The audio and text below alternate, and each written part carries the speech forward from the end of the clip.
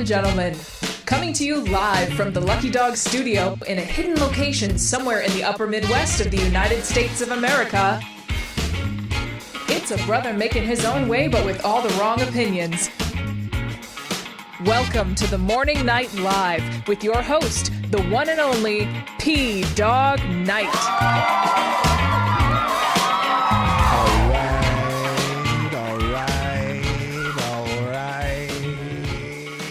Turn that music off. Good morning, everybody. It's Monday.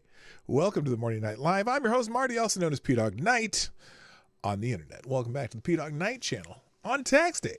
Are you ready? Do you got your money in the have you sent in your check, or did you get a refund, or I don't know what you did. I always have to pay in because where is my, I don't have a donation goal up here. That's incorrect. That's way above the old donation goal. So let me fix that real quick. Anyway, hope you're having a good morning. Hope you had a good weekend. My weekend consisted of, what did I do this weekend? Saturday, we cooked some steaks that my son sent me for my birthday. He sent, oh my gosh, I got this package from, oh my gosh, let's end that. We got a package from Omaha Steaks on Friday. And it was 2 rib steaks, like bone-in rib steaks, like bone-in ribeye steaks. Oh, we cooked those bad boys. They were delicious. And then it had 4 New York strips in it too. And then it had some like these frozen twice-baked potatoes, which I'm like, are these going to be good or not? And they were fantastic. I was surprised. And then also they had these little, like these cherry pies, how you get the Hostess pies, but these were really good. They baked them and they're really tasty. Oh my gosh, it was just unbelievable. I put pictures of the steaks and the potatoes on the internet, on the X, the app formerly known as Twitter. And, man, they were just really good. So, I was very happy with what my son gave me. And then over the weekend, we had a second, it wasn't necessarily Easter celebration, but because we couldn't spend Easter with our daughter, we had a little get together for the grandmas and my daughter and her kids and her husband and Lady Boomer and I. And, had a really nice, brunch yesterday at Grandma Kay's house. And then, my daughter also gave me my birthday present because we were gone, for my birthday. My son lives in Denver, so he had to send his. And then my daughter, oh my gosh, hilarious. She got me, it's my 60th birthday, right? It was my 60th birthday. She got me 60 cards, or actually 61 cards, and envelopes in a box. And I'm like, well, what is this? She goes, well, I gave you 60 separate cards for your 60th birthday. One is your actual birthday card, and the other 60 are dad jokes. Which is hilarious to me because she knows how much I enjoy a good dad joke. And so she wrote out 60 separate cards, all with a different dad joke on them. So I haven't opened those yet. I'm going to actually do little short videos, doing each card one at a time, and put it on my Marty Scott Jokes channels. And because I haven't put anything on there for a while. I haven't put anything on there since before Christmas because I took a hiatus from that channel. So I'm going to reintroduce the channel doing the joke cards that my daughter gave me. I laughed so hard when she told me what it was. So yeah, I'm pretty excited about the whole damn thing. And there you go. So, I had a great weekend. I hope you had a good one too. Let's get into the show because we got to get it going. Hey, I just noted. Oh, I got the daily donation goal, $60. If we can get to $60 a day, that would be fantastic. I don't know if you just help me out a little bit. Anyway, because I gotta write that tax check. All right, let's get into it. First, I'm gonna say hi to everybody. Now, I probably should put this thing here during the thing. Is it, by the way, this up here, the title of the day, Time for Restraint, that was something someone said about what Israel's response should be to Iran sending lots of drones and rockets towards Israel. which is interesting. We'll get it. That's the main topic today. So I'm going to brush through a lot of the trending stuff fast, and just because I have all articles about this whole thing with Iran that, it could be escalating into a World War III. You know what I mean? So again, let's get into it. First, let's say hi to everybody. First in the chat over Rumble, Mr. Avocados Diablo gets the bell. Congratulations, sir. Also, good morning, Jimmy Das Hotep. And that is everyone who's spoke up on Rumble. Now, if you're watching on Rumble, there's a few more of you. Just say hi in the chat, and I'll gladly say hi to you. Oh, yeah, those steaks. Oh, man, those steaks. Jimmy said the steaks looks delicious because he saw them on X. Were they?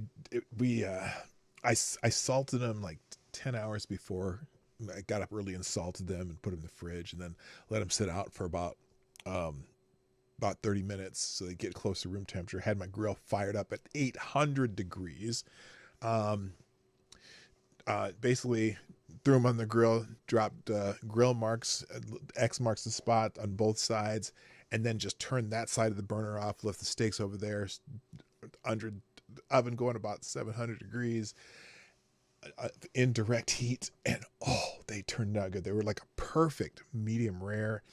And these were like 1.25 inch thick ribeye, bone-in ribeye steaks. I mean, they were just amazing. I added pepper, garlic powder, rosemary to them, ground rosemary, and my mouth's watering again. So anyway, all right. I should probably say hi to the people on YouTube, too. First in the chat over on YouTube is Mr. Avocados Diablo, of course. AD was very ready today. Also, good morning, my favorite Canadian Jaeger pony. Good morning, Renee Mayette. Nice to see you here early live. Good morning, Zed the Snarky, Simon Wolfwood, Jimmy Das Hotep. Also, good morning, Attack Alpaca. Good morning to Anonymity. T2, I'll be back. Johnny Hellcat, the original viewer of the Morning Night Live, is here. Good morning, sir. Good morning also to Lord Stanhope, Midnight in Exile, TC's in the house, Rod Lines in the house. And is that everybody? Or is my mouse just messing up again? I think that's everybody. Yeah, oh, there it goes. Now it's scrolling again. So there you go. If you'd like to hijack the show and make me read something that you want to do, you can drop it to Hamilton in the tip jar and put that in on pdognight.live. Let me fix this real quick. On pdognight.live. That's the best place to do your super chats for this show. Although YouTube super chats and Rumble rants are obviously welcome. But you can write more if you do use the link that's in the chat that goes to pdognight.live. So there you go. All right, let's get into it because there's a lot to talk about today. Now, as I mentioned earlier, we have our day is kind of built in the United States of America because it is, well, it's tax day. Everybody's favorite holiday in the United States of America. It is tax day, and it is trending, of course, on X, the app formerly known as Twitter. And the best person to see on tax day just happens to be the #1 tweet on tax day, and that is none other than Senator Rand Paul. Senator Rand Paul is maybe as far as when it comes to tax information, he gives you the very, very important lowdown. He says, as another tax day hits the nation and our debt tips over the 34 trillion mark, my waste report once again throws a spotlight on the ways Washington spends your hard-earned money. Yeah, you read more here. Let me click this let me click this URL here. There we go. Rand Paul's Festus Reports exposes $900 billion in government squander. Now, I'll leave the article. I'm not going to read it, but here's the ones he highlighted in this particular post on X, the app formerly known as Twitter. Let's start with this one. We got doll face deception. Fraudsters used doll faces as identification and successfully pilfered some of your hard-earned tax dollars from a colossal 800 billion with a B COVID-19 Paycheck Protection Program. So there was $800 billion squandered in the Paycheck Protection Program. Good morning, Somnamble Nation. By the way, I did see you posted the show. Thank you to everyone who has posted the show. I'll get to that one in a minute. Welcome. All right. Also, here's another one. The Pyramid Scheme. USAID is spending $6 million to boost tourism in Esna, Egypt. Esna, Egypt. Okay, Esna, Egypt. Very, very good. Because what's a few million among friends and ancient wonders? Now, why is the United States promoting tourism to Esna, Egypt? I don't know. That's a good question. Good question. I don't know. Here's another one. Peak performance. The National Institute of Health issued a portion of a $2.7 million grant to whisk away your hard-earned money to Russia to fund a study on feline cardio. What? Why? Hello, GDSOB. Good morning, sir. How you doing? Feline cardio, a study on healing. Now, look, granted, now let's just think about this. It's only $2.7 million. It's only $2.7 million. I mean, look, talk about, you know how you say it's like throwing a deck chair off the Titanic? According to USDA, it's like throwing a deck chair out into outer space off the entire Earth. But still, if we had, let's say there's 1,000 projects like this. 1,000 projects like this that get grant money for just whatever reason, right? That'd be $2.7 billion. Now, again, that may be close to the deck chair of the Titanic, but at least we're getting to the deck chair off the Titanic and not off the entire Earth. But still, I'm sure there's so much spending that we just don't need to be doing in this world, that, you know, just start, you got to have a start somewhere. Anyway, and then the last example he gave was this one. Messed up monkeys. A National Institute of Health approved a portion of $12 million in grants to study the sleeping habits of monkeys on methamphetamines. So, yeah, meth head monkeys. There you go. All right. So thank you, Senator Rand Paul. If you want to click, I'll leave the link to the entire Festivus article. It'll be in the links today, which I drop into the chat at the end of the show, and in the description on YouTube and Rumble. On a one-tab link, single link, click it, and everything we do today will be listed on that link. So look out for that at the end of the show. Real quick, thank you, John Ardot, for sponsoring the show. Dropping a deuce in the tip jar via YouTube Super Chat. Says, quote, woke up early. Glad to be here. Well, I'm glad to see you too, John. Welcome to the show early and earlier than normal. And that's great. Appreciate you. Thank you very much. And if you want to sponsor the show, remember, PDogNight.live, YouTube Super Chats, Rumble Brands, Venmo, Cash App, and all that stuff.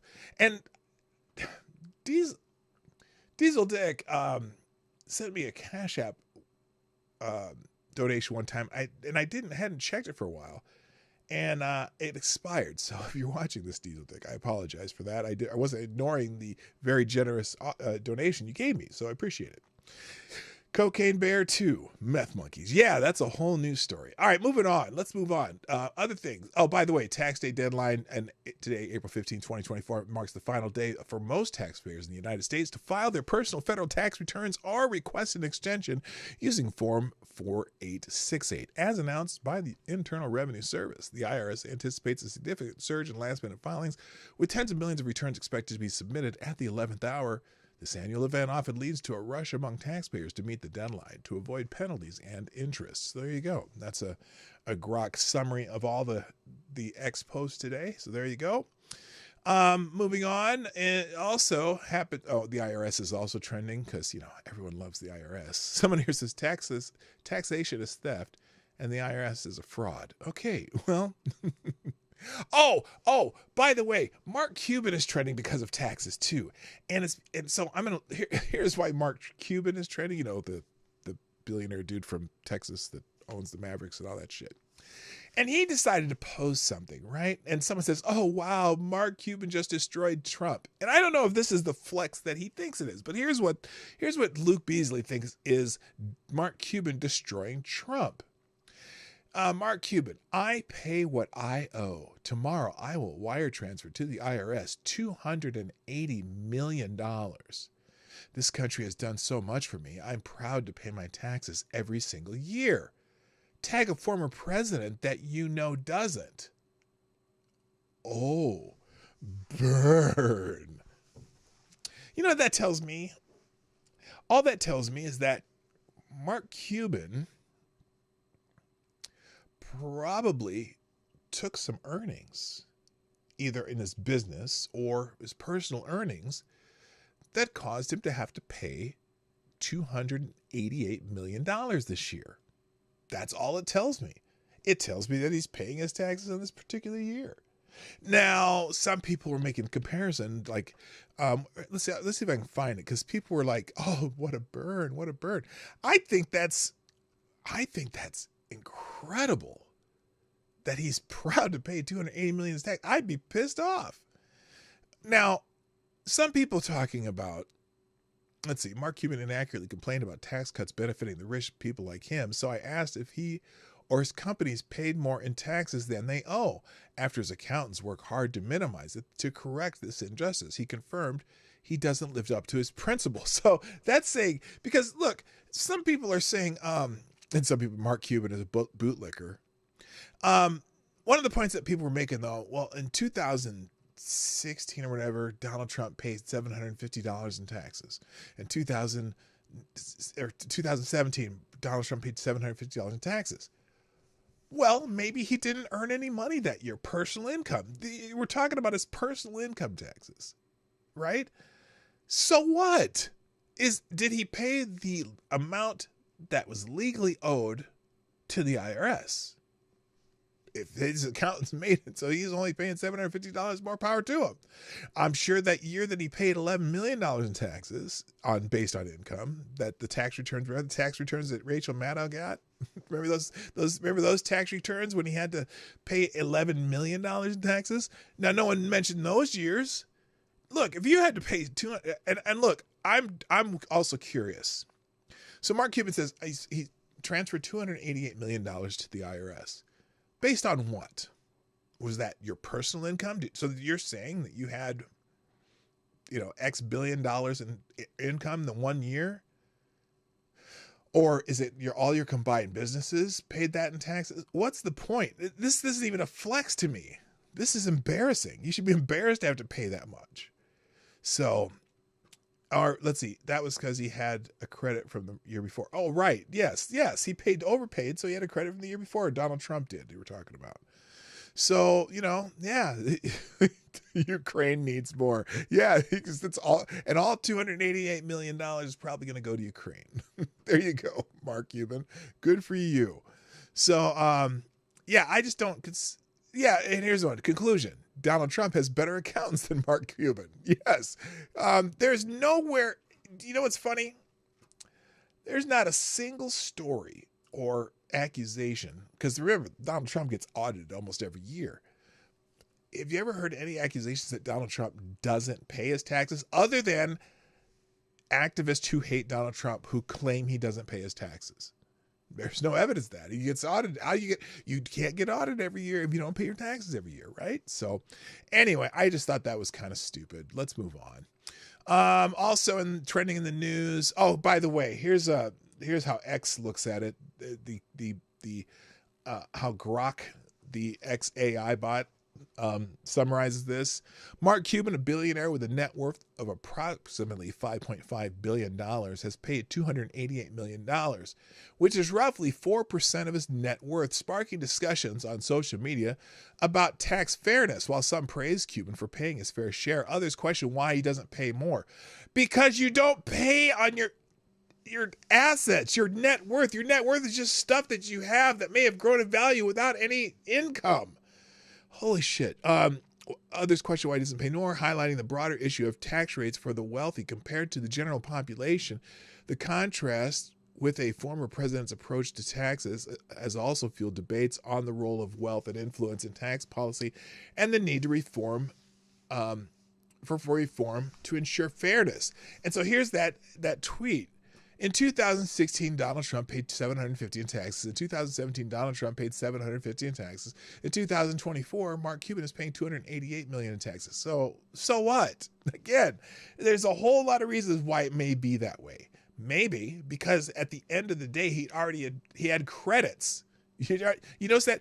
This also tells me if Mark Cuban is transferring $288 million today, that tells me his accountants suck, because he should have been paying $288 million in payroll taxes from millionaire basketball players. That could be. That could be too. See, that's just it. There's all sorts of reasons why he may be doing this, but shouldn't he have been paying quarterly estimates instead of paying a chunk of $288 million? This is just the dumbest thing. Good point. That was a great point, by the way, Simon. So yeah, let's see, Mark. Oh, here it is. Here's why he's paying $288 billion. Mark Cuban sold the Mavericks for $3.5 billion, a profit of $3 billion. And I assume he had millions in other income. And this guy thinks paying sub 10% tax rate makes him some sort of martyr. Now, he didn't say, he wasn't saying martyr. He was taking a jab at Donald Trump, but he made $3 billion profit on selling the Mavericks. That's why. Oh, that explains it. So there you go. What a douchebag. All right, enough about Mark Cuban. Also trending, Boston Marathon's trending. I guess is the Boston Marathon today, apparently, or was it yesterday? No, it's today. Patriots holiday, Boston Red Sox played 11 a.m., and then the Boston Marathon. So the Boston Marathon, good, let's see. I'm trying not to scroll too fast just in case. Happy Marathon Monday. The thing cool about this is Hopkinton, I guess, is the starting point. And I saw this cool video. Let's see. On Monday's Boston Marathon, roughly 30,000 athletes will leave Hopkinton bound for Boston, 26.2 miles and one heartbreak hill away. Here's what you know about the race. If you want to, well, I don't care about the article. I just thought this was cool. This was a video of the wheelchairs, pro wheelchair racers, getting ready for the Boston Marathon, coming out of the hotel, which I thought was kind of cool. Anyway, so that's why Hopkinton is trending. Happy Marathon Day. Moving on, Jackie Robinson is also trending because today in 1947, Jackie Robinson broke through the color barrier in Major League Baseball, becoming the first black player in the 20th century. Born in Cairo, Georgia, Robinson lettered in 4 sports at UCLA: football, basketball, baseball, and track. Then after a time in the military, he played for the Kansas City Monarchs in the Negro Leagues. After success there, Dodgers general manager Branch Rickey signed Robinson, and the legendary baseball player started for Montreal, where he integrated the International League. In addition to his Hall of Fame career, he was active in the civil rights movement and became the first black TV analyst in Major League Baseball and the first black vice president of a major American corporation. In recognition of his achievements, Robinson was posthumously awarded the Presidential Medal of Freedom and the Congressional Gold Medal. Major League Baseball retired as number 42, which became the title of the movie about his breakthrough. Ken Burns' 4-hour documentary revealed that Robinson did more than just break the color barrier. He became a leader for equal rights for all of Americans. So interesting about Jackie Robinson. He was not the first player that they wanted to bring into or black player they wanted to bring into Major League Baseball. But apparently the powers that be felt like he would be the most palatable to the general public and would be able to just maintain his temper through all the shit that they knew that he was going to have to go through. But yeah, so anyway, happy Jackie Robinson Day. There you go. Next on the plate is Piano Man. Now, Piano Man's trending. Apparently, Billy Joel had a concert on CBS over the weekend. And at the end of the concert, he played his iconic tune Piano Man. And let me show you what happened, because this is interesting. This is, well, I'll explain it. I'll see who here is, who's old enough to understand this reference. But here's the end of the show where he's playing Piano Man. Live from CBS 4. Oh, This no. is your news now. Oh, no. What the hell happened there? Did that... Wait a minute. Was that just a mistake in the video? No, wait a minute. Let me see here. Let me try this again. Let me try this again. Oh, my gosh. Live from CBS 4. This is your news now. CBS cut off the finale of the concert to put on the news. And I didn't play the whole thing because I didn't want to get one of those content things. But last night, this is someone named Raymond Arroyo. Last night, we were watching the Billy Joel concert. My wife said, I hope he does Piano Man. When he donned the harmonica, we knew our wish could been granted. Then before the song was done, this happened. It was because the Masters ran late. Less than masterful CBS. So anyway, and I didn't even see who won the Masters. If the guy had to go, there was a guy playing in the Masters golf tournament that was, his wife was supposed to have a baby that day. And he said he was leading the Masters after the third round. And he said, hey, if I get the call, I'm leaving the golf course. I don't know if that happened. It's not a trending topic, so apparently it didn't. But anyway, so this Billy Joel concert was after the Masters, I guess, on TV. I don't know if it was live or what. And CBS ended up cutting it off. It was a Heidi event. Does anyone know about the Heidi event? Gosh, I can't remember. Was the Heidi event because during the Masters? Hang on a second. The Heidi event. Let's see if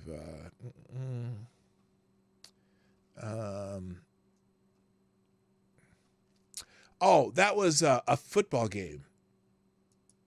That was a football game.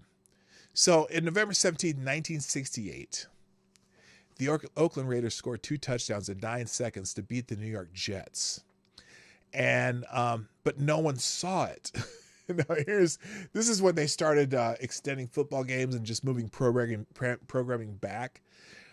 With just 65 seconds left to play, NBC switched off the game in favor of its previously scheduled programming and made-for-TV version of the children's story about a young girl and her grandfather in the Alps. Viewers were outraged and they complained so vociferously that the network executives learned a lesson they'll never forget. Whatever you do, one said, you better not leave an NFL football game. So it was like what it was because the game, it looked like it was over, but Oakland scored 2 touchdowns, like back to back. Like they recovered a fumble and scored another touchdown, won the game. Nobody saw it, and so that's called it's called the Heidi event, and Billy Joel just got Heidi event. So there you go. All right, moving on. Let's see, Boston Marathon, already that. Billy Joel, Piano Man. Here we go. Next, now this is what I wasn't planning on putting on here today, but thank you, Jedi Ghost Bear, also known as David. Apparently, some megachurch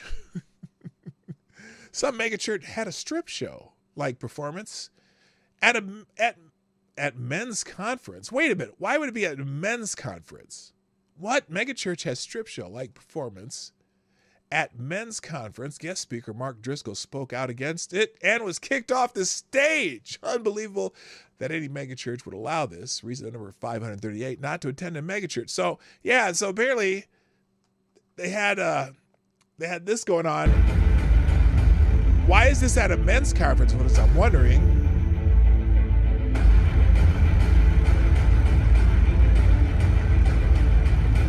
I'm going to turn the music off because it's really too loud and annoying. But why? Why were they doing this at a men's conference? Now, I didn't understand. So then I'm going to just move on. Exclusive, how dirt poor bad boy from sleepy Moldovan town became a seedy Vegas stripper before wowing millions as BGT's daredevil sword swallower. I don't know. It was apparently he's a circus performer, but it looked like a men's strip show. That's weird. And then now this guy. We're going to talk about how to be an Elijah and how to deal with Ahab and Jezebel. But let me do this. I've been up since 1 o'clock in the morning. The reason I'm hoarse is I have been praying for you, and my heart is very burdened. And it's crooked on purpose. I don't know why. And I want to be very careful with this, and it's not what I want to say, but the Jezebel spirit has already been here. The Jezebel spirit opened our event. This is a rebuke and a correction of no one. This is an observation.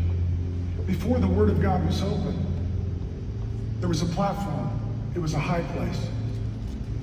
On it was a stripper pole. An ashtray. It had a stripper pole on the mega The same church. thing that's used in a strip club for women who have the Jezebel spirit to seduce men. And what was the In dude? front of that It was so weird. a man who ripped his shirt off like a woman does in front of a pole at a strip club. He's right.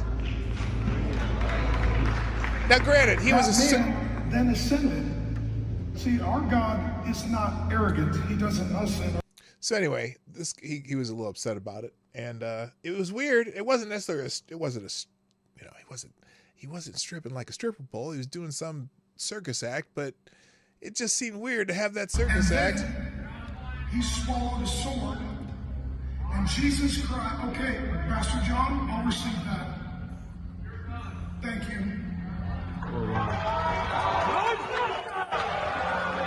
Now he got kicked off the stage, but apparently the men there were upset. So apparently it wasn't necessarily a stripper act. He was doing a sword swallowing act. He's a circus act, but still it came off as a little bit as a male strip club kind of thing. You know what I mean? So that was weird. All right, moving on. Also in the news from Trump critic supporter. Wait a minute. I was gonna put the Trump trial started today, and I don't have it. I have it in the wrong order. That's why. All right, let's move Mr. Sununu down here.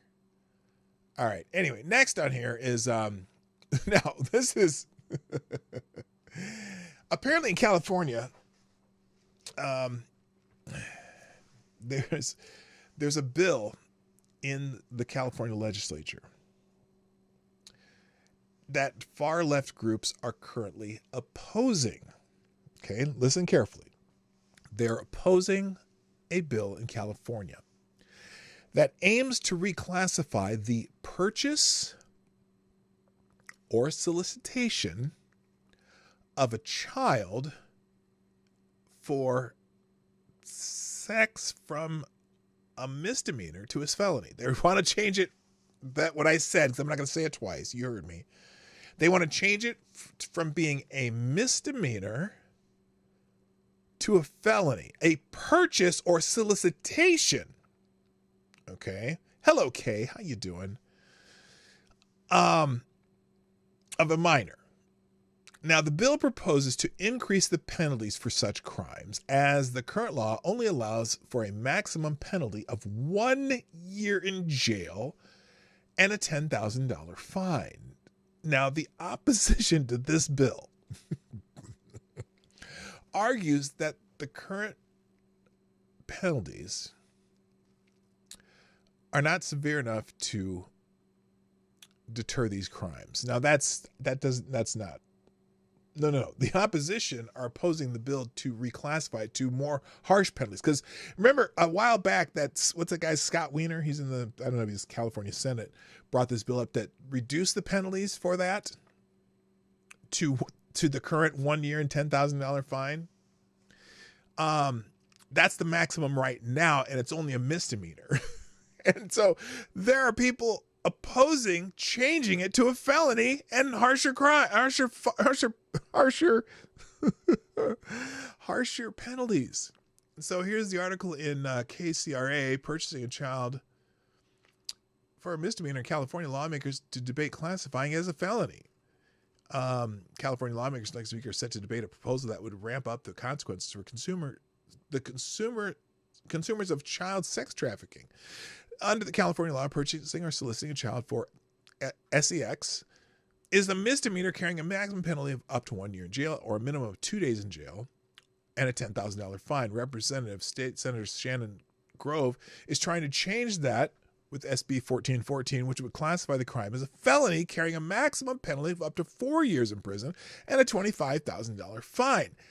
And there are many Democrats or leftists or whatever that are opposing that change. I am just dumbfounded by this. Let's see. In its opposition, here's the opposition. Here's what the opposition says. In its opposition, the association, which is the California Public Defenders Association. Listen to this. The bill's analysis prepared by Senate Public Safety Committee shows several criminal justice reform advocacy groups oppose the measure, including the Californians for Safety and Justice, the Ella Baker Center for Human Rights, and the California Public Defenders Association. All oppose this bill. In its opposition, the association said the proposed law, quote, punishes some defendants more harshly, felony punishment, and sex offender registration, even when those persons do not have the intent to have sex with a minor. Well, wait a minute. How do you solicit it if you're not intending to do it? And I don't care if you're intending. I don't care. Don't be soliciting minors. This change will unfortunately lump some defendants into the category of sex offender with lifelong consequences for them and their families, even though the intent is completely lacking. Well, what would your intent be? I don't get it. So anyway, they're going to be talking about that tomorrow. We'll update you if we get any news on that one. Moving on, Hong Kong is trending because apparently Hong Kong is now allowing Bitcoin, approving the Bitcoin and Ethereum ETFs, and just restart the bull market. So apparently, if you, huge they're putting ads up on the billboards in Hong Kong. So Bitcoin now is approved in Hong Kong. I guess that, and because of that, the markets for those particular items are going wild. I'm not into Bitcoin, so I don't know what to say about it other than good for them. Good morning, Now What Studios, aka Woo, my friend from high school. Good morning gives a catch and release in a new meaning. Yeah, oh man, I'm telling you, that's crazy. That California bill. That I'm surprised it's. Oops, wait a minute. I didn't mean to do that. Hang on. Reopen. Close tab. There we go. Yeah, go figure on that one. All right, moving on. Syracuse is trending. Apparently, this is breaking news from last night. Apparently, around midnight, more than 100 police officers stood at attention as two white vans passed by carrying the fallen officers from the hospital to the medical examiner's office. Police cars and trucks flash their lights. Apparently, here it is. Two Syracuse, New York police officers were killed in a shootout in the city last night around midnight. More than, more than 100 officers lined this street where they were taking them to the coroner's office. I don't know any details on this. I guess I should probably scroll through. There was an article, but for some reason, this is not. There we go. It's coming back up. Here's an article in Justice. Oh my gosh. Letitia James tweeted about this an hour ago. She says, my heart is with the Onondaga Sheriff's Department and the Syracuse Police Department today. Two members of law enforcement were tragically killed in the line of duty while protecting our communities. I'm praying for their families and loved ones. I can just imagine.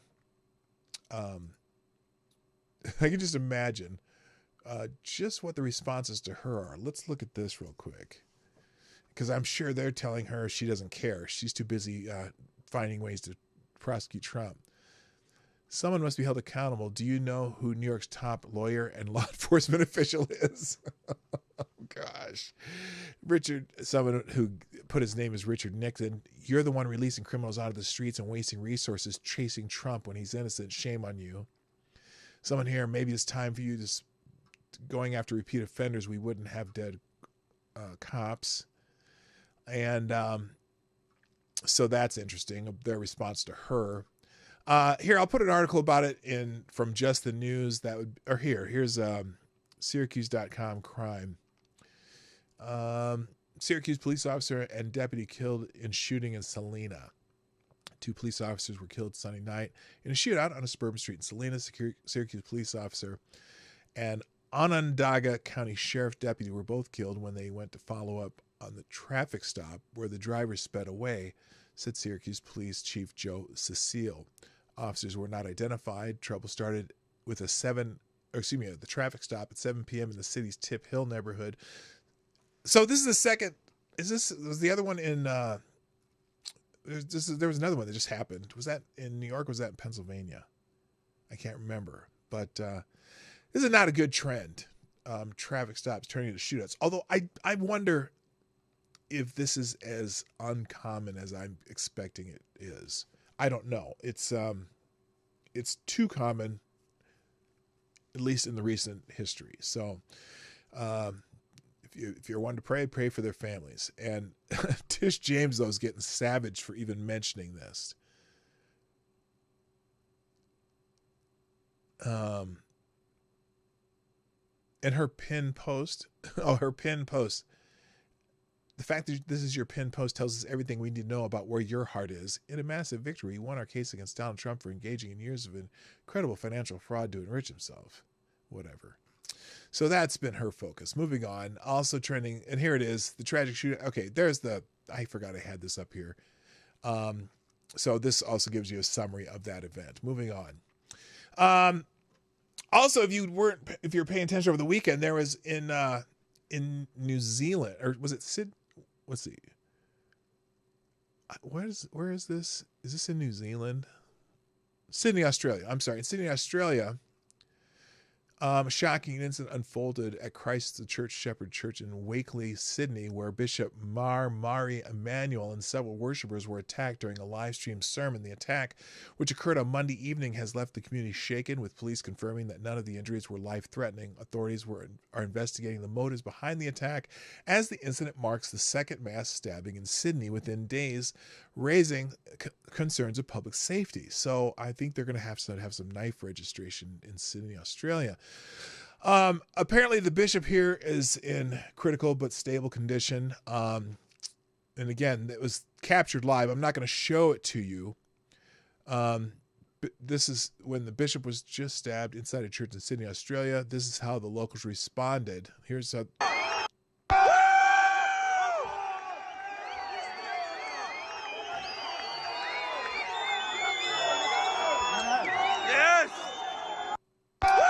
All right, so it is.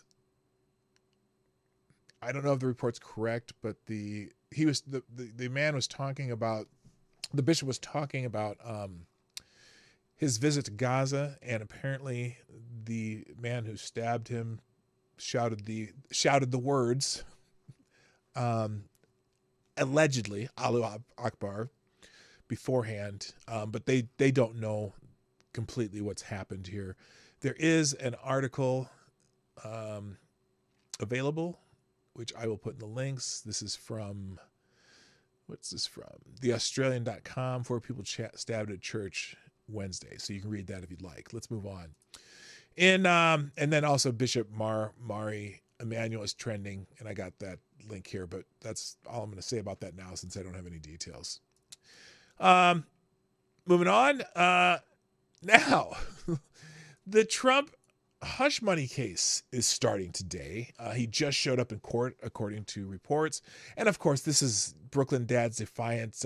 His view wants to see Donald Trump in jail.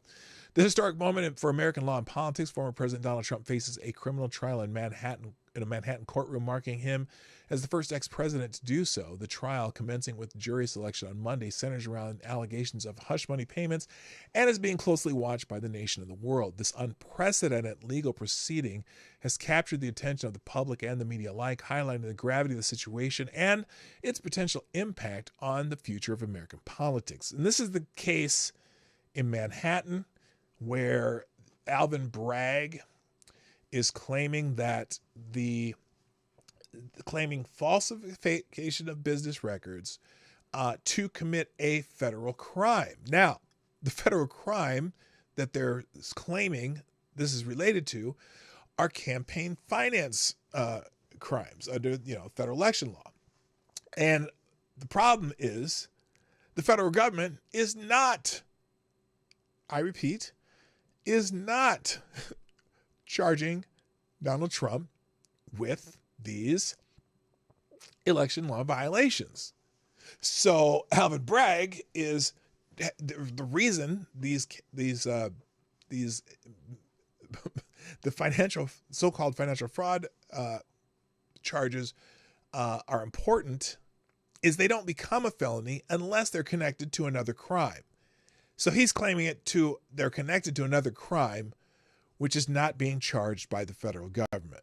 So he found a way to make these 34 counts because he wrote 34 checks to Michael Cohen, the liar. Now, interesting case this. So I'm going to, and Alvin Bragg is trending because of this too. But here it is. Trump goes to trial in a hush money case that legal experts voice skepticism over the merits. The weaknesses in this case are clear, said Touro Law Center Professor Richard Klein. Former President Donald Trump is scheduled to appear in Manhattan court today as the trial over payments sent from the Trump Organization to a porn star, Stormy Daniels, gets underway. Well, they didn't send them directly to her. They sent them to Michael Cohen, who made the payments. The case will center on Trump's culpability of an alleged falsification of Trump Organization business records, but legal experts are voicing skepticism over merits of the case. Brought by Manhattan District Attorney Alvin Bragg, the case was considered dead 3 years ago when Bragg's predecessor and federal prosecutors abandoned it.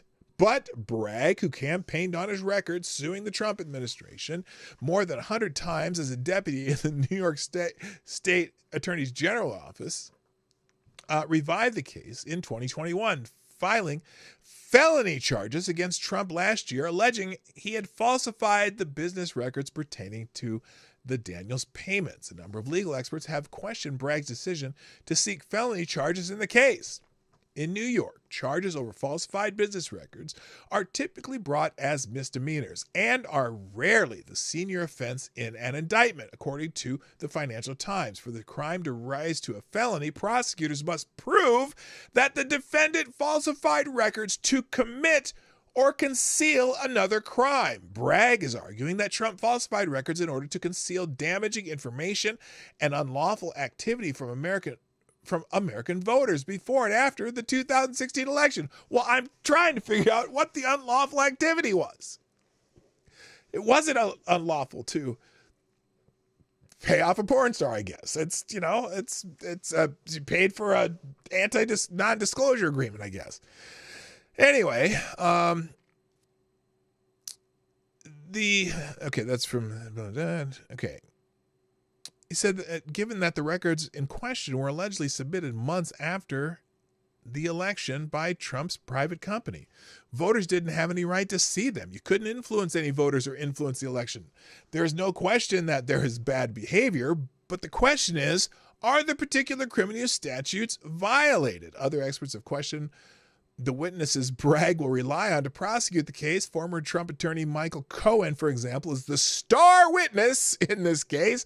Cohen pleaded guilty to lying to Congress in 2018 and is facing further perjury allegations. So his star witness is a convicted perjurer and is facing more perjury allegations. Now, the New York Post obviously has their own spin on this too, and this is the regarding serial perjurer Michael Cohen. A serial perjurer will try to prove an old misdemeanor against Trump in an embarrassment for the New York legal system. So I think the headline says enough. You could read it here. It probably has some of the same arguments as that other lawyer. He's a lawyer. So there, the lawfare against Donald Trump continues. All right, let's move on. Oh, by the way, and there's an article in the Federalist too. Alvin Bragg kicks off another frenzied lawfare trial with the weakest case against Trump yet. So no reasonable jury in America would convict anyone of the charges laid out against Trump. But this is New York City. Get a rope.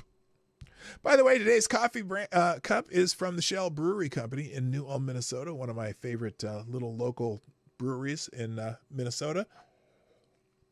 Their Pilsner is a is a very authentic. Now it's a German brewing company, but it's they have a really good authentic Pilsner that is actually was invented in Czechoslovakia, or the Czech Republic now, as it's called.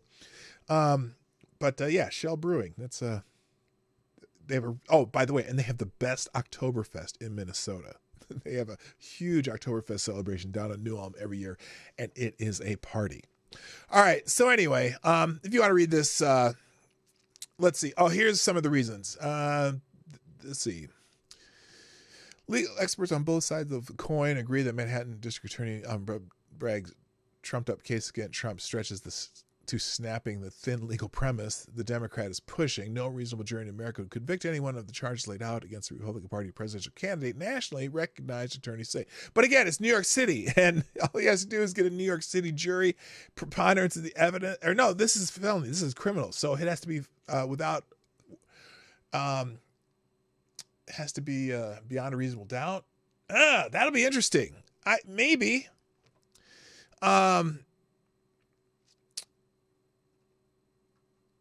But someone here says also that non-disclosure agreements are not illegal, and he paid her for a non-disclosure. I don't know. This is the thinnest of all the cases against Trump, and if it fails, I would just love to see Alvin Bragg's press conference. And if it fails, now again, it probably, and with a New York jury, he'll probably be convicted and then have to go through the appeals process, and you know, it'll get thrown out somehow. But wow. Hello, Judithine. Welcome. How you doing? Moving on. Let's see. Oh, the Teamsters were trending. Now I'm going to get in the main topic here in a second. But the Teamsters trending. My union that I belong to, because I'm a member of the Teamsters, being a UPS employee, that's the only way you can work at UPS in Minnesota is if you join the union, which, you know, for me, I guess has helped out a lot, especially with the great health insurance I get through that. But the Teamsters are so politically married to Democrats at the hip as far as an organization. And so that's sometimes, and it's interesting because like rank and file people that I work with around UPS, well, they're not so happy with Joseph Rahim Biden, and many of them are very quietly yet vociferously, which is an oxymoron, supporters of the guy with the funny hair. So it's interesting to see rank and file members versus the Teamsters leadership. However, this has to be a shocker. This has to be a shocker, and I'm going to read you some of the tweets reacting to this. Apparently, the Teamsters have donated $5,000 to Senator Josh Hawley's reelection campaign. What? They donated to a Republican? What? Oh my God. The Teamsters Union Political Action Committee is jumping into the Missouri Senate race, contributing $5,000 to Senator Josh Hawley's reelection campaign, Axios has learned. Axios, the news outlet. Why it matters? Well, it's the latest indication that one of the country's biggest and most powerful labor unions, which has yet to endorse in the presidential election, is willing to back Republicans who share its priorities. Oh, is Josh Hawley not so hip on electric cars, maybe? In the past, the PAC has given overwhelmingly to Democrats, but Hawley has made a point to align himself with the labor movement, joining the picket lines with the Teamsters and the United Auto Workers. Wow, here's some strategic stuff going on there. Hello, Cannon Hotep. In total, Hawley's first quarter fundraising report will show that he raked in $2.56 million through April 1st and has $5.48 million cash on hand, according to a Hawley advisor. There's a dude running against this guy who puts tons of ads on X, the app formerly known as Twitter. The other side, now Hawley's likely Democratic opponent, Lucas Kuntz, raised over $2.25 million in the first quarter, which is a little bit less than Hawley, with Democrats eyeing a potential statewide vote on abortion rights as a way to make the race competitive. Now, this will be interesting because, is abortion going to become the major concern in this coming election? With all the other stuff, with immigration and inflation and just the barely there Joe Biden, do you think that abortion will be the number one issue? Or should people work on abortions in their own states? Because look, I don't think the federal government is going to make any laws on abortion. The Supreme Court said that this is not the purview of the federal government, and I'm pretty sure that the Supreme Court would strike down any law from a federal standpoint that would make abortion legal or illegal. That's what they said in their decision that overturned Roe versus Wade. Hello, Shrapnel. How you doing? So I don't think that, I mean, maybe, but right now the number one question is immigration, are spending money on certain countries that are not ours, and people's pocketbooks, and the people's pocketbooks are bleeding. So I don't think so. But anyway, I'm going to move on in this article. Historically, the Democratic Party and unions have been close to synonymous. Well, yeah, it's redundant. Democrat Party and unions, redundant. With union leaders sending big checks to their candidates and using their members to run ground games on election day. But Republicans, led by former President Trump, have made inroads with working class voters, if not all of their leaders. And I see this where I work. It's not everybody are into Democrat politics. It's interesting. And for as little as people to actually talk about politics, but what you hear people talking about, I go, oh, damn, they're talking about Trump. They're talking about Biden being a dumbass. They're talking about this. They're talking about that. They're talking about things that I talk about on this show. Good morning, Greg Rogers. How you doing, brother? How much are the Teamsters against illegal aliens? Well, look, unions, as much as they'd like to have a workforce that will join unions, they also are concerned about the saturation of labor too.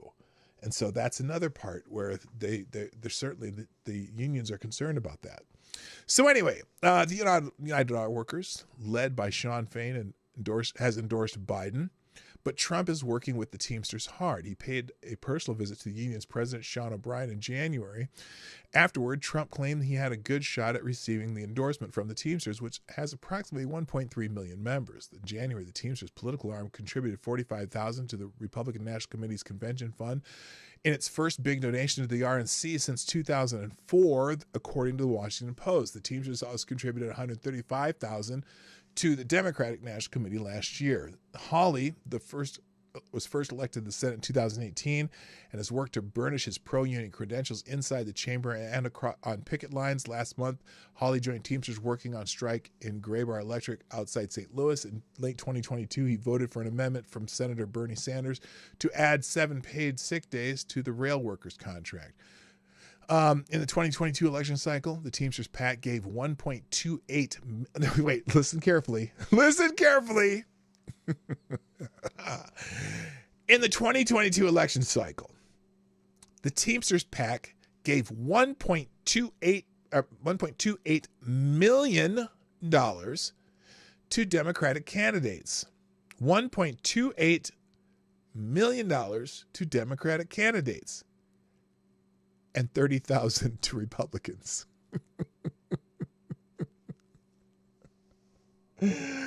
Oh my gosh, 1.28 million, 30,000.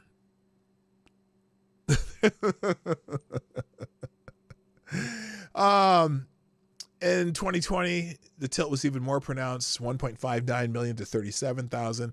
The bottom line, there's still some deep and personal animosity between the Teamster president and some Republican senators. Senator Mark Wayne Mullen, Republican of Oklahoma, challenged O'Brien to a fight during a Senate hearing in November. Okay, that's funny. Hello, Rotten Corpse. What's up?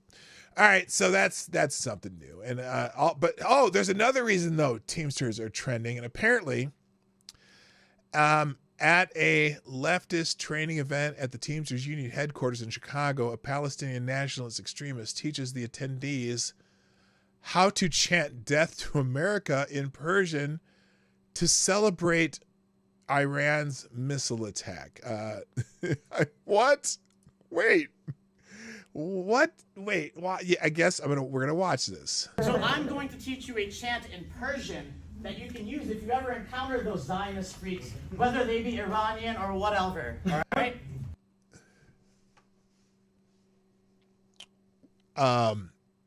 What was this training session about? Wait, I'm gonna play that again because did you hear what he said? So I'm going to teach you a chant in Persian that you can use if you ever encounter those Zionist freaks, whether they be Iranian or whatever. All right? Now, I don't drink margaritas. I'm guessing that this is not necessarily a Teamsters event per se, but maybe they're using the facility. At least I hope so. But we all know what a margarita is. We all know what a bar is. So you're going to say Marg Bar.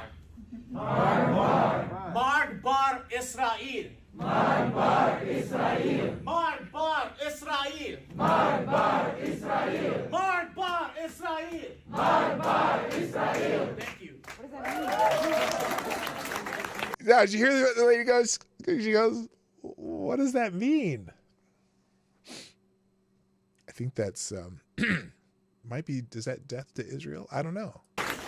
What does that mean? Oh, so it has two meanings depending on who's asking. It can mean death to or down with. So can we get a Marg Bar America? We can get a Marg Bar America. Yes, we can. Marg Bar America. Marg Bar America. Marg Bar America. So, death to America. Thank you. Death to, there you go. Learn how to say death to America in the United States. Oh boy. Oh boy. Oh my God. Your life makes me sad. Woo. Go figure. Go figure. I'm looking at that going, what? And I'm sure they didn't know what America meant because they didn't realize that they were saying America. So they're chanting death to America. Okay. That's fan-fucking-tastic. Oh man. What is the FP? The Free Press. Here you go. Here it is. This is amazing. Wait a minute. Maybe later. American anti-war activists cheer for Iran's war. Are you kidding me? 300 okay, so these were, I don't know that I don't think this was a Teamsters event. 300 anti-war activists crowded into a basement of a Teamsters union headquarters on Saturday. Dear organizers from all over the country described their plans to disrupt to disrupt the Democratic National Convention this August. Joe Biden's backing of Israel since Hamas's October 7th attack has turned these left-wing radicals against their own party. Yeah, you know what? So the Democratic National Convention is going to be in Chicago, right? And there are hints that this may turn into very much like a 1968 Democratic National Convention when the anti-war protesters kind of rioted outside the convention and stuff. And they're thinking there's going to be a whole lot of protesting at this one too. And part of it's going to be this part, the Israel-Palestinian war. Because these people they're pissed off. And I don't know, there's going to be a whole bunch of problems here. But DNC conventions in Chicago do not go well historically. No, they don't at all.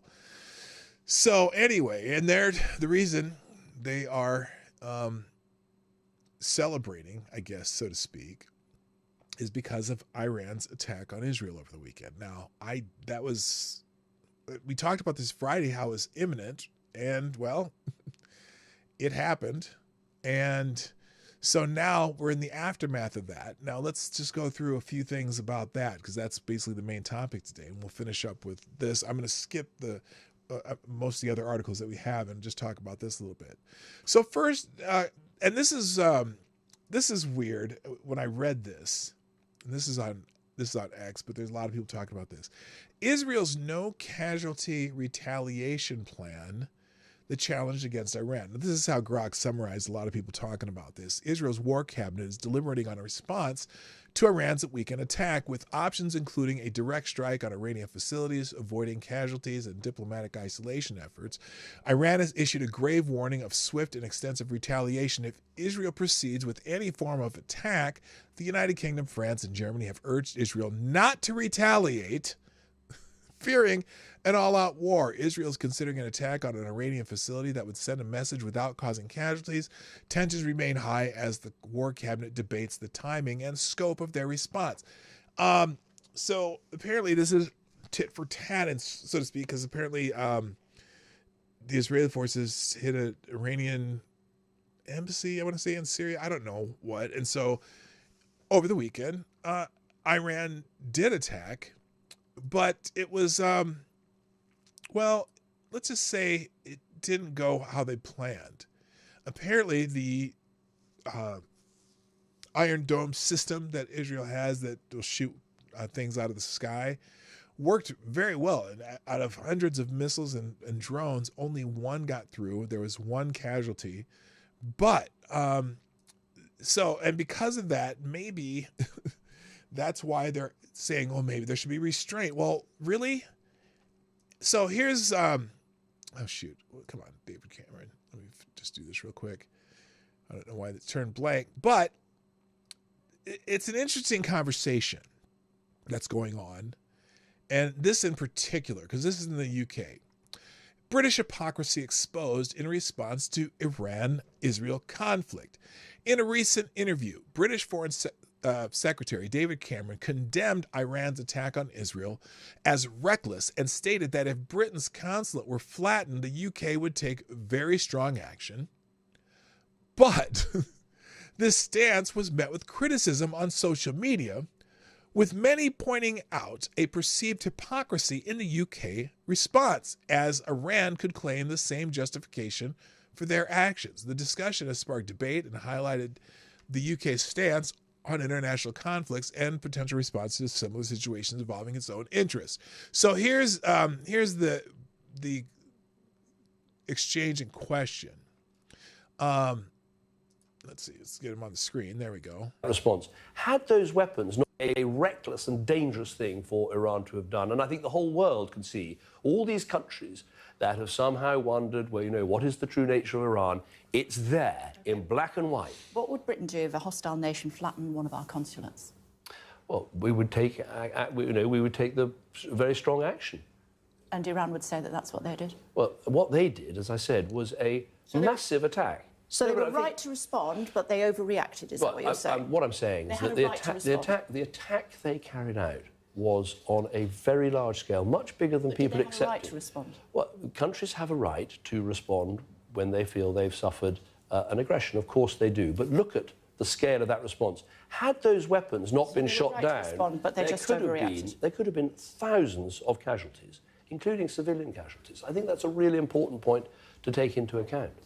So, again, Iran was responding to one of their consulates being flattened, but they sent out this all-out missile and drone attack on Israel. Okay, so that discussion's going on. But also now the UN chief is calling for maximum restraint from Israel on this attack. And it's an interesting back and forth. The Middle East is on the brink. The people of the region are confronting real danger of devastating full-scale conflict. Now is the time to diffuse and de-escalate, Guterres told the UN. That would be UN Secretary General Antonio Guterres. So he issued a reminder that acts of reprisal, including involving the use of force, are barred under international law. Really? Really? So there's such a thing as international law that determines what countries do to each other? And who enforces that? I'm just curious. And then while the U.S. warned the Security Council it would work to hold Tehran accountable at the UN. Guterres, speaking to a meeting of the UN Security Council, told member states that the UN Charter bans the use of force against the territorial integrity or political independence of any state, as he condemned Iran's attack on Israel and warned against further escalation. Iran launched a swarm of explosive drones and fired missiles on Saturday in its first ever direct attack on Israeli territory, risking major escalation. Hey, what's up, Ranting Monkey? What's up, man? Life is good. If you catch the beginning of the show, I had a great weekend and saw the babies and everything's good. I saw my baby girls. I have baby granddaughters too, just like Monkey. By the way, speaking of which, all right, let me hang on a second. I won't show video of the granddaughter, but my one that she just turned 2. Okay, she just turned 2 years old last month, and on my birthday, my daughter sent me a video, just a little short video of my granddaughter saying, "Happy birthday, Papa," because she calls me Papa.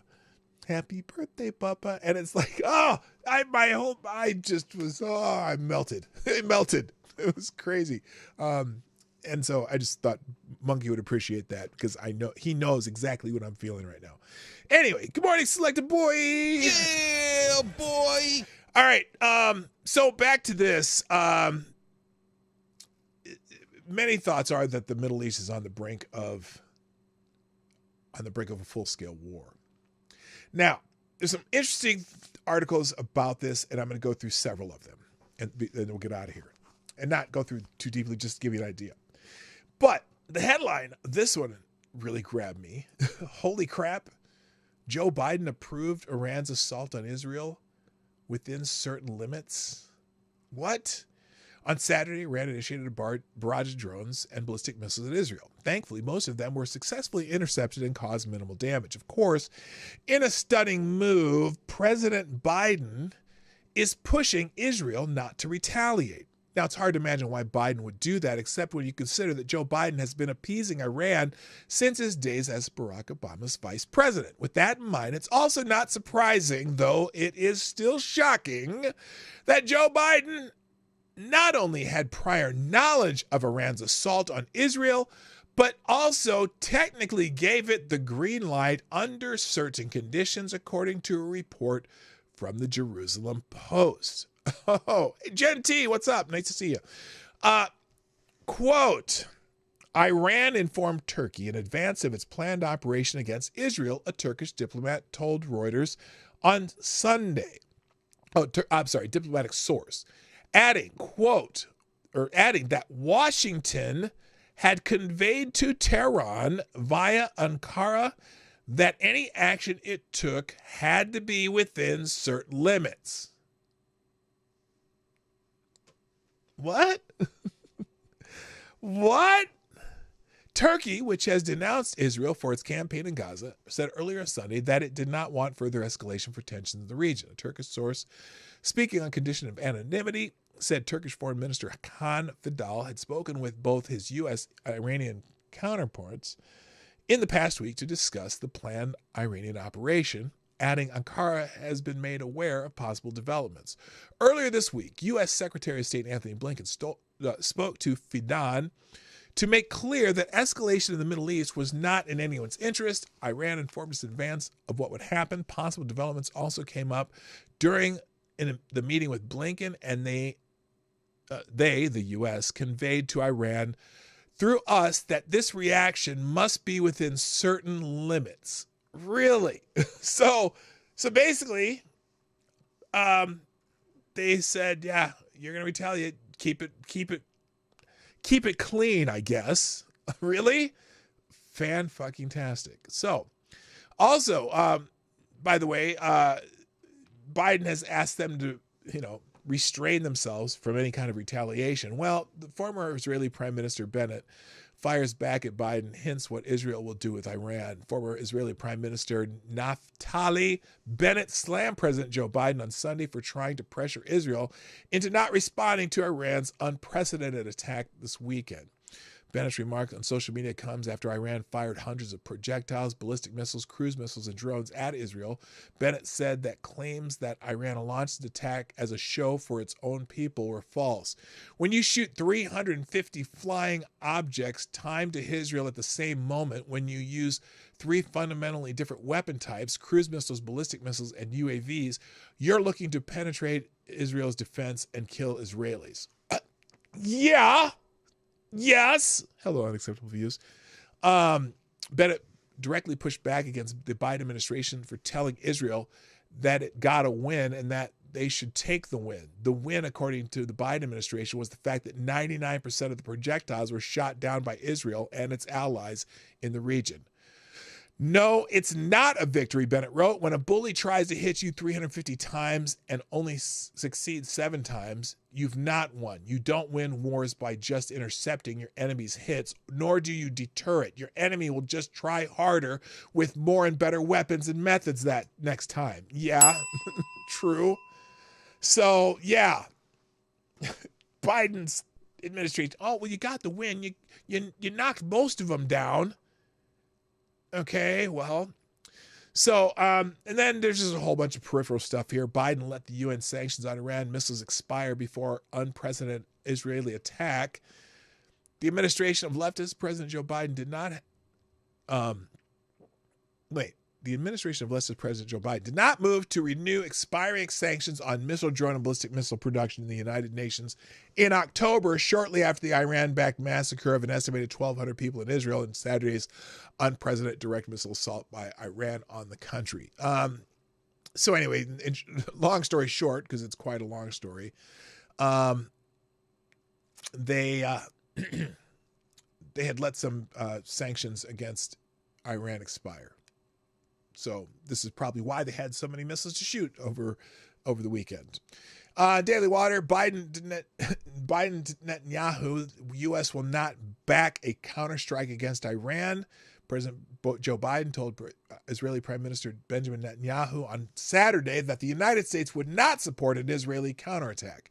Biden spoke with Netanyahu on a call after Iran launched dozens of drones and more than 100 ballistic missiles in retaliation for Israeli strike in Syria that killed a top Iranian general and other military officers. Biden reportedly called a joint defense of Israel a win because they were also involved in shooting down some of these missiles. Biden reportedly told the prime minister that the U.S. would not participate in nor support an Israeli military response to Iran's attack. Biden and top White House officials are concerned that escalating military action between Israel and Iran could have significant consequences for the region. Yeah, that's yes, it could. I don't know how they're going to resolve this. But Biden's quote, "You got to win, take the win." Interesting. And I just, I don't know how you try to control what Israel does. They got to make a decision whether they do want to escalate the war in the region. But clearly the technology that the Iranians sent, the Israeli technology is greater. That's amazing. 350 missiles, drones, etc. at the same time, and Israel shot down all but 7 in flight. Think about that. Think about that technology. Remember when Reagan was talking about, what do you call it, Star Wars or whatever, Star Wars defense system, and how many people were laughing at him for that? Well, Israel has a Star Wars defense system, and it works. It works quite well. The IDF, significant strategic achievement as Israel stopped 99% of Iran's missiles and drones. The Israeli Defense Forces said Sunday that it scored a significant strategic achievement after it prevented 99% of Iran's drones and missiles from reaching their targets. As Breitbart reported, Iran attacked Israel overnight Saturday into Sunday with a swarm of over 350 cruise missiles, ballistic missiles, and drones. And the Israeli air defense system intercepted most of them. And the U.S., UK, and Jordan also intercepted Iranian drones. So, here's the other part of this, by the way. Here's the other part of this. Jordan defended Israel in this. I believe Saudi Arabia Saudi Arabia was involved in this defense. They didn't say it here explicitly, but how about that? That's wild. So it's not just the only. Oh, and by the way, the only casualty was an Arab-Israeli girl, a Bedouin Muslim hit by shrapnel in the Israel city of Arad. Analysts on Israel's army radio suggested that Israel had reversed the situation of the past few weeks when it found itself isolated in a world over civilian cost of war against Hamas in Gaza. One described the emergence of a Middle East NATO heralded by Jordan's effort to help protect Israel from the Iranian attack. So that is the other significant development, that another Arab nation in the region went to protect Israel. Because I don't think most of the Arab nations are real friendly with Iran. Let's just put it that way. All right. In legal insurrection, the Biden administration gave Iran billions in new sanction relief exactly 1 month ago. None of this money goes to the Mullah. None of the money goes to Tehran. The sanction relief that is provided actually goes to vendors that provide humanitarian assistance to the Iranian people. That's a quote. Now that Iran is attacking Israel, it's a good time to recall that exactly 1 month ago, the Biden administration freed up billions for Iran in new sanctions relief. Do you think these two developments might be somehow related? Well, not that quickly, I don't think. It takes more than a month to make that many weapons, I suppose. But he says, I'm thinking there might be a connection. So John Kirby said the funds from the sanction waiver extended this week by the Biden administration to permit Iraq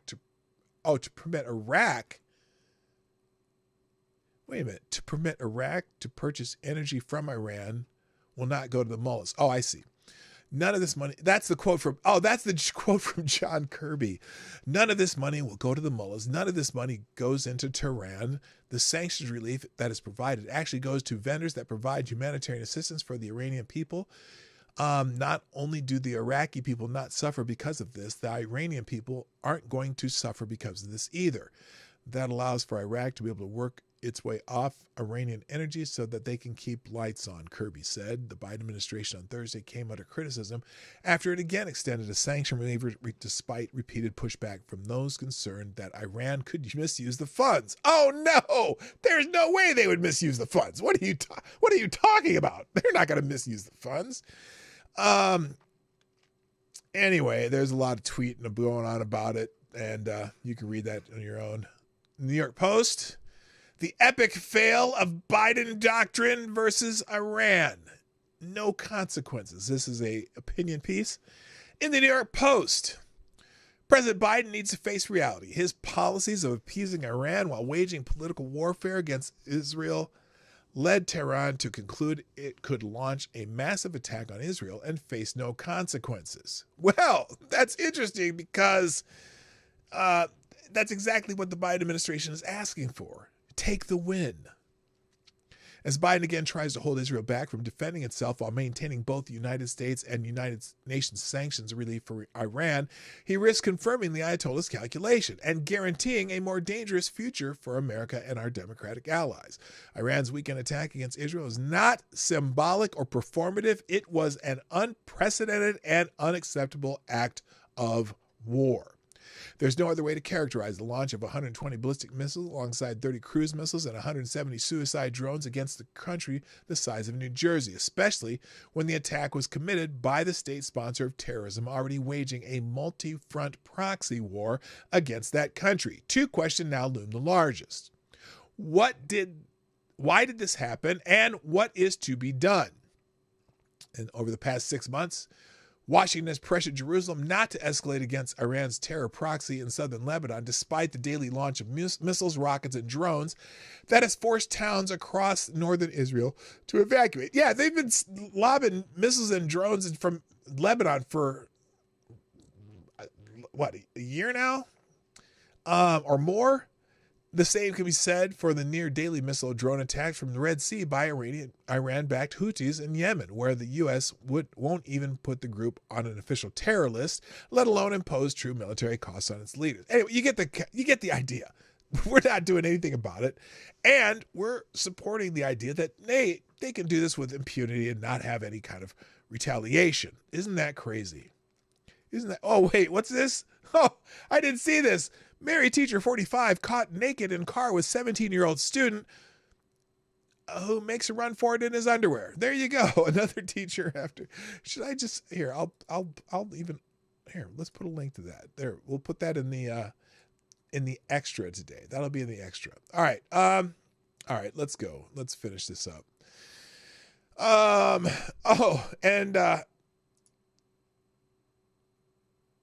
So anyway, there's a lot of articles critical. Apparently, this Green Beret blast Biden over foreign policy as Iran launches attack on Israel. You can see that article on your own. Even John Fetterman is blasting Biden for not standing firmly with Israel. He says, I don't agree with the president. John Fetterman slammed President Joe Biden over the weekend for not standing firmly with Israel after Iran launched an unprecedented attack on the country on Saturday. Fetterman made the remarks during a Sunday interview on This is CNN while discussing the 185 one-way suicide drones, 110 surface-to-surface missiles, and 36 cruise missiles that Iran directed at Israel. So John Fetterman, again, he keeps he stays very principled in his stance and having nothing to do with necessarily politics. That's interesting. But anyway, there's several articles of people critical of Biden. Even the House Intel chairman rips the Biden administration for trying to tie Israel's hands. And PJ Media brought up some tweets. Hello, TexAG 007.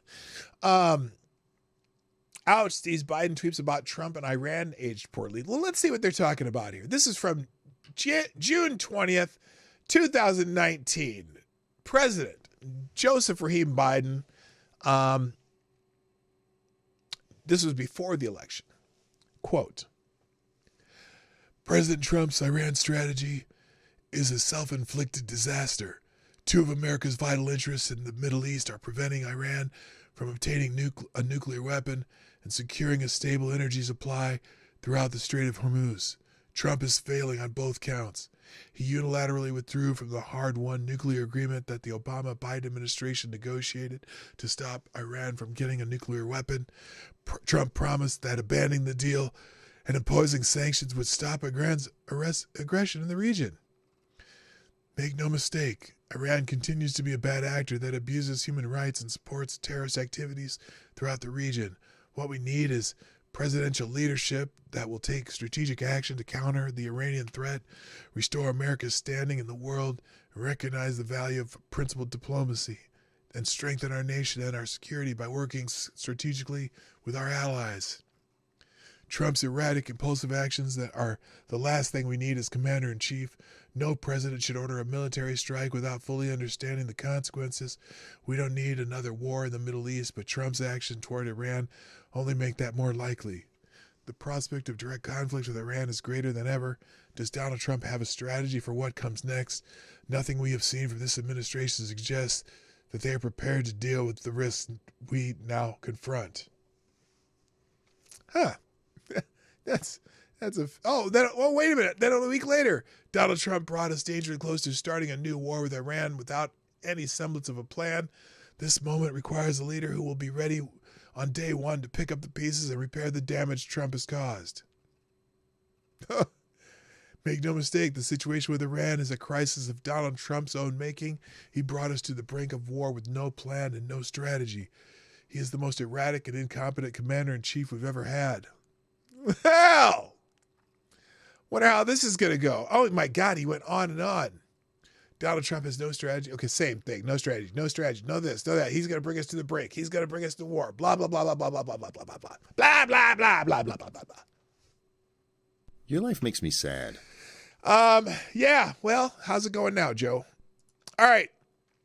And then also there's another article, how we know the U.S. military is very worried about World War III after Iran's attack on Israel. Well, at least he doesn't have he doesn't have all those officers that wear skirts up there. You know, the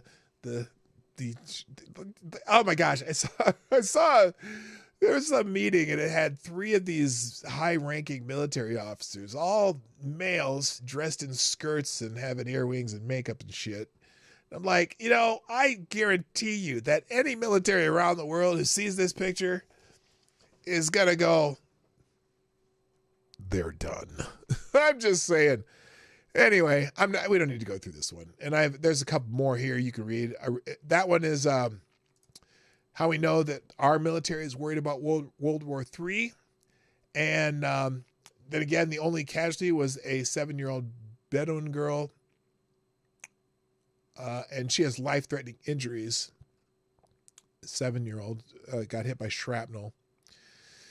And apparently Christian pilgrims are flocking to Israeli holy sites, defying the fear of war. That's interesting. Christian pilgrims continue to visit the holy sites in Israel this weekend, despite the ongoing war against Hamas and the massive missile attack by Iran against Israel on Saturday night into Sunday. There were long lines, shorter than usual, but nonetheless stationed within the Church of the Holy Sepulchre on Saturday as pilgrims knelt in prayer and marveled in awe, seeing feeling the physical connection to their faith. So it's not stopping Christian pilgrims to check out the holy sites. Interesting.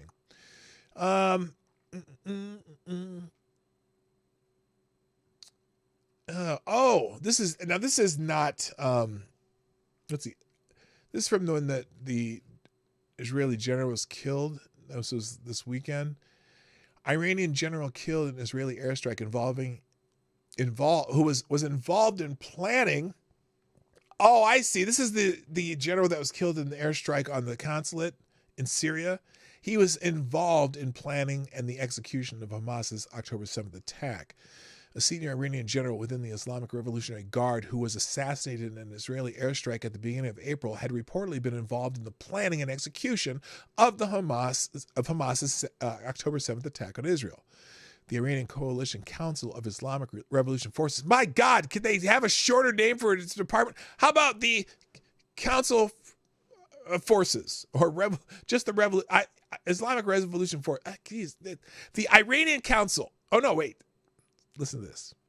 The Iranian Coalition Council of Islamic Revolution Forces. That's the name of the group, which has ties to the supreme leader of Iran, Ayatollah Ali Khamenei, issued a letter on April 3rd showing mourning and appreciation for Mohammad Reza Zahidi, according to the U.S.-based Middle East Media Research Institute. This letter was translated by MEMRI. That's the name of the group, MEMRI. The strategic role of the martyr Zahidi in consolidating and strengthening the resistance front and in the planning and execution of Al-Aqsa flood are part of the great pride that will transform the quiet efforts of this great commander into eternal history of the struggle against the occupation by the Zionist regime, the Iranian group wrote, according to the MEMRI translation. So they're praising him because he was part of the planning of the attack. And so that may be why they assassinated him in the consulate at Syria. Let's see. Now, this is not necessarily about that, but in Chicago, elected Jewish Chicago leaders scorched Brandon Johnson in a letter declining roundtable meeting invite. Uh-oh. Like many woke Democrats, Chicago Mayor Brandon Johnson has been no friend to the Jewish community in the aftermath of the October 7th Hamas terrorist attacks, something that was confirmed when Johnson cast the deciding vote in favor of a meaningless ceasefire resolution from the Chicago City Council in February. There have been many other issues with his lack of leadership as well, something that was explained in a scathing letter written by 3 elected Jewish leaders Friday, explaining why they were declining a meeting invite for a Monday roundtable discussion on anti-Semitism in the Windy City. In a letter sent Friday declining the invitation, Chicago Alderman Deborah Silverstein, 50th Ward, State Senator Sarah Feigenholtz, and Representative Bob Morgan pointed to Johnson's tie-breaking vote in support of a resolution calling for a ceasefire in the ongoing war in Gaza as one example of Johnson's stunning failure of leadership. The letter went on to cite Johnson's support for Chicago public school students walking out in support of a ceasefire, among other reasons, as more evidence of their dissatisfaction with Johnson's support of the Jewish community. True change can only start at the top. Before calling for a roundtable on anti-Semitism, a true leader should begin by demonstrating a modicum of empathy for the Jewish community. We have seen none of that. So, look, everyone's getting in their freedom of association. And so the Chicago mayor went one way with the freedom of association, and these politicians of the Jewish faith are going another way with the freedom of association. And look, more power to them all for, observing their conscience and doing what they think is right. I think the Chicago mayor is wrong. He has a right to think what he thinks, but I think he's just wrong. So, but good for them for not enabling that. So there you go. There's a lot more in the article, but I'm going to move on because I got to get done today. Let me just tell you what's left in the other articles that I'm not getting to today, because this is pretty much the end of the show. But there is a good article in the Washington Free Beacon, though. Biden's stutter is core to his identity, but his account of the moment he overcame it doesn't add up. Now, I've been talking about this. Maybe I'll finish with this, and you can just find the other ones on your own, because this one is something I've been talking about a lot. Because I make fun of the idea that a lot of Democrats, party activists, and even Biden's handlers talk about how Biden suffers from stutter. And anytime you make fun of him for having his massive brain farts that he does have, that it's, you can't say anything because it's about his stutter. He stutters and he's had a problem with stuttering lifelong and blah, blah, blah, blah, blah, blah, blah, blah, blah. And I said, because I read about this, I went and looked this up, and he told some story a long time ago about how he overcame his stutter back when he was in high school. Okay? And so it says Biden suffered from a childhood stutter, but the details of how he kicked it have been called into question over the years. Okay? So we'll do this. We'll finish with this. Okay? Oh, how long is this, though? It's a little long, but that's okay. We're going to finish with this. All politicians have origin stories, and many, including President Joe Biden, have several anecdotes that they have relayed time and again to tell voters who they are, even though Biden's are mostly lies. That's my own embellishment. How they learn the lessons that shape their beliefs and worldview, and why they go into politics. And Biden's stories change all the time. I'm saying it again. Biden includes the tragic death of his first wife and young daughter in a 1972 car crash, his transition as a young lawyer from private practice to the public defender's office, and his efforts as a young boy in adolescence to grapple with an embarrassing stutter. The stories he has relayed to voters and reporters over his decades-long political career contain kernels of truth, but Biden has also developed a well-earned reputation for stretching the truth and embellishing the details, also known as lying. The Washington Free Beacon first reported last month, for example, that the president's account of the case that supposedly soured him on private practice and sent him to the public sector is almost certainly a tall tale. And it is well documented that Biden erroneously claimed his wife and daughter were killed by a drunk driver. In fact, the driver's family and a Delaware judge who investigated the crash have said it was a tragic accident. There's no question Biden I'm stuttering myself. You know the thing. Come on, man. You know the thing. Biden. There was no question he suffered from a stutter as a child, but the details of how he overcame it are murky. Probably lies. The president often claims he kicked the stutter delivering a speech at his high school commencement in 1961. Part of that story is virtually impossible to corroborate. Reporters have long been unable to confirm that Biden spoke at his graduation at all, nor did a Free Beacon review turn up any evidence of Biden delivering that address. He lied about giving the speaker the speech at his high school graduation. I'm sure he lied about that.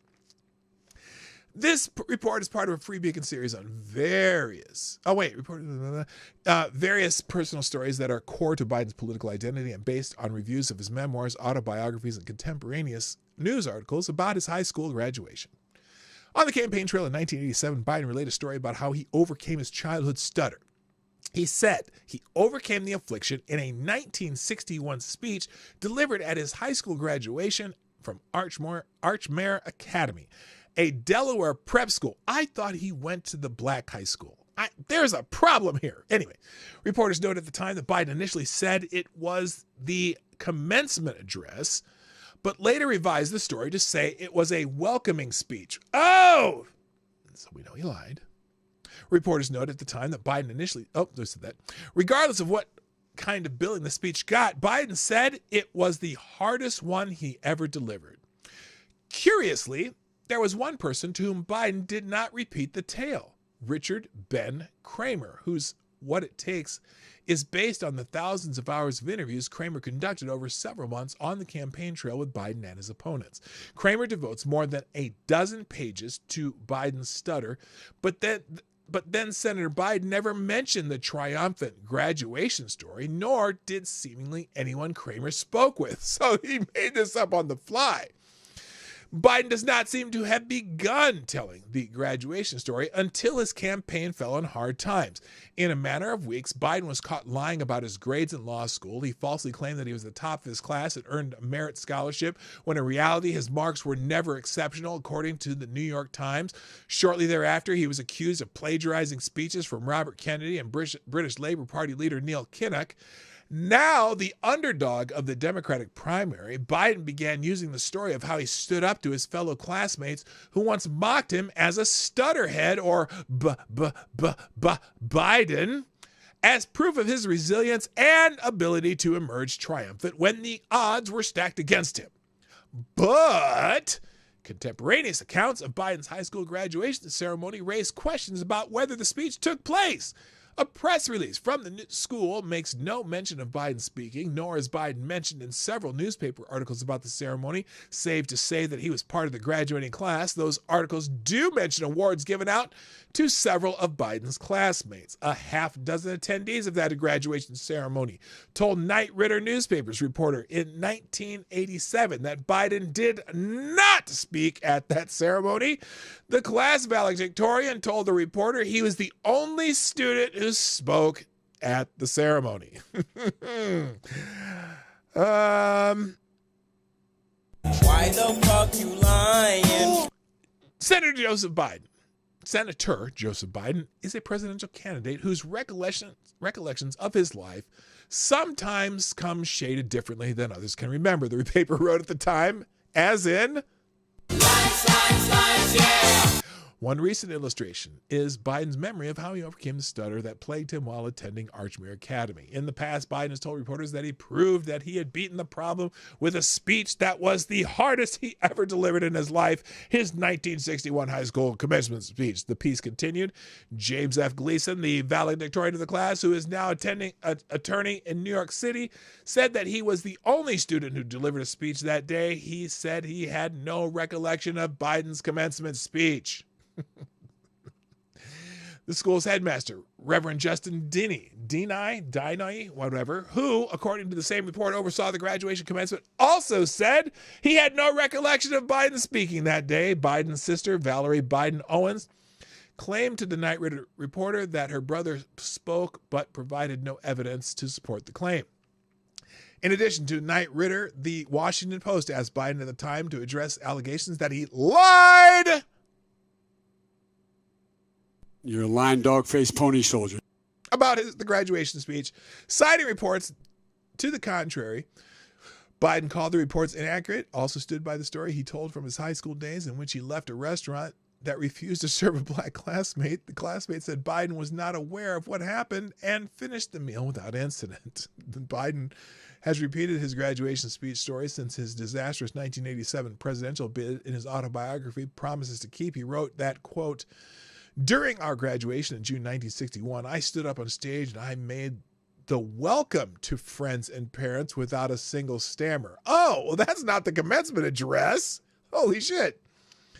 The same story appears in an unauthorized biography of Biden called Joe Biden, A Life of Trial and Redemption. I almost said a liar of trial and redemption. Anyway, a footnote cites Biden's promises to keep.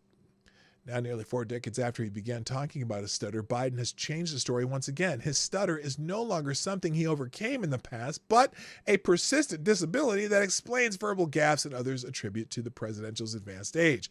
After former President Donald Trump mocked Biden at a rally in Georgia last month, the latter's re-election campaign slammed Trump for his cruelty. Biden, his campaign's X account, said that has a lifelong stutter, which I mocked that particular tweet at the time. And less than 2 weeks after later, the Washington Post published a story about how Trump falsely claims Biden is stuttering during his speeches. Reach for comment. White House spoken Andrew Bates assured this free beak. Okay, this is enough. That's the end for all practical purposes. So anyway, Biden lying about his stutter, one way or the other. One way he lied about it and one way he didn't. But I think in reality, it may have all been a big lie. So that's it, guys. I got to go. Thanks for joining me today on the Morning Night Live. I appreciate y'all. I hope you can sponsor the show sometime, and I'm going to keep going anyway. But thanks for hitting the likes button. Most of you have. There's 4 who haven't. And also share the stream after the show. See, not just before the show. Share it after the show. Get some new people in here. But I love the old people, so don't go away. Anyway, that's it. I got to go.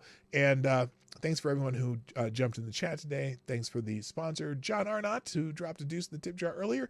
And thank you for being you. I gotta go. My name is P Dog Knight.